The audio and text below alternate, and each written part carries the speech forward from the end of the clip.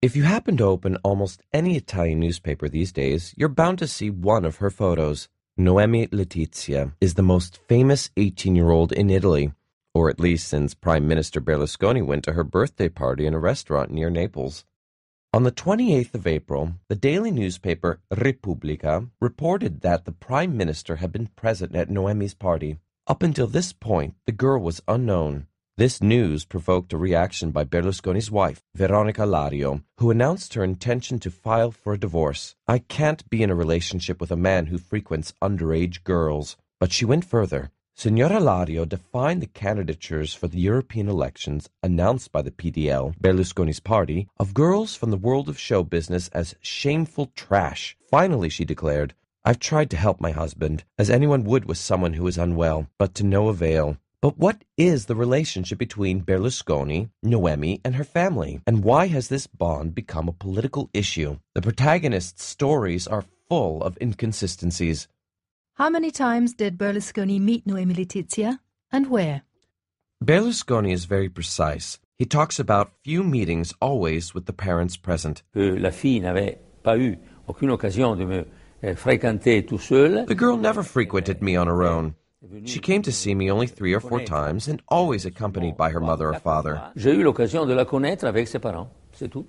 But Noemi, on the other hand, recounts more affectionate encounters. She refers to Prime Minister Berlusconi as Papi, or Daddy. I adore him. I keep him company. He tells me when he has a free moment, and I join him. I stay and listen to him, and that's what he wants from me. No one could ever imagine just how sensitive Papi is. I was at his side when his sister Maria Antonietta died recently. But where did these encounters take place? Noemi racconta testualmente. Noemi talks about Rome, Milan, Sardinia, and right from her first interview she talks in the first person singular. After the divorce case came up, her father was to say, "I always accompanied her." The girl tells the Italian newspapers how Berlusconi has her future at heart. "He's always showered me with attention. I remember one year he gave me a little diamond, and another time a little necklace. In short, every time he showers me with attention. When I grow up, I'd like to be a TV star, but I'm also interested in politics. I'd like to stand in the elections for the Chamber of Deputies. As far as the Parliament's concerned, Papi Silvio will see to that." When did Berlusconi decide to attend Noemi Letizia's party? On the most important political talk show in Italy, Porta a Porta, Berlusconi explained how his arrival at Noemi's party was a spontaneous decision. Avendo parlato con Elio, a cui avevo detto che sarei andato a Napoli alla sera. "I was on the phone to the girl's father," said Berlusconi, "and when he found out I was to be coming to Naples for political engagements, he invited me to his daughter's birthday party. Since I'd arrived early at Naples airport, I went." E allora, avendo un'ora di tempo di anticipo, ho detto, sono andato.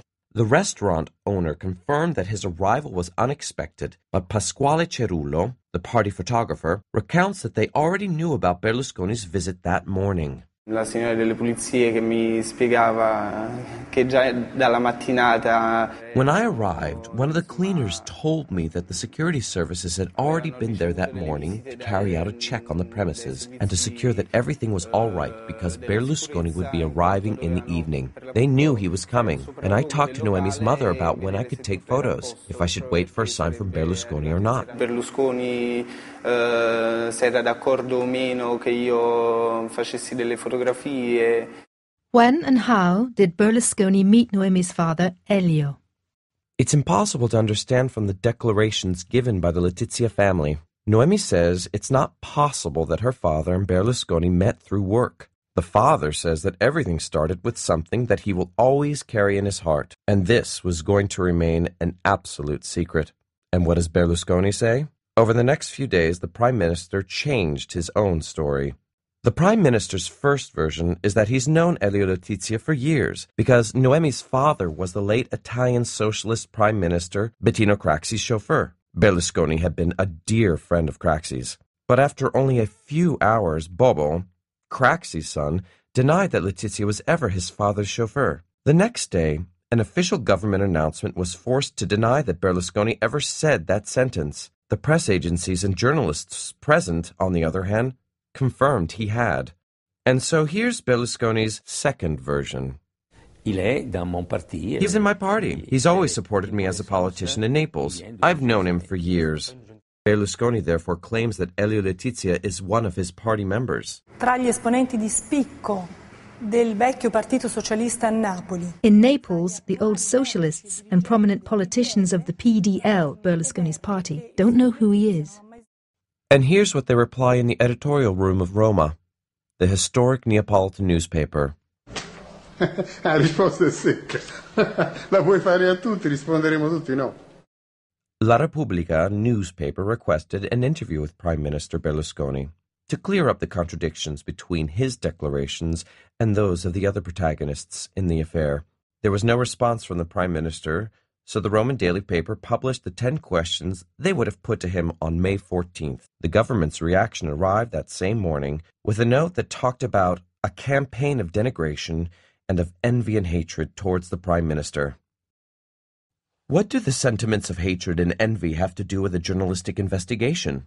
All over the world where public opinion and autonomous press exist, the contradictions of power and lack of clarity are a natural subject for journalism. But for Prime Minister Berlusconi, any criticism is seen as a betrayal, and questions become the stuff of hatefulness and madness.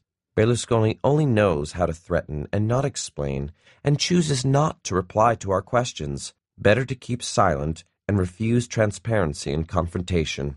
This, for a politician, is equal to evasion. We will continue, however, to ask questions just as if we were a normal country.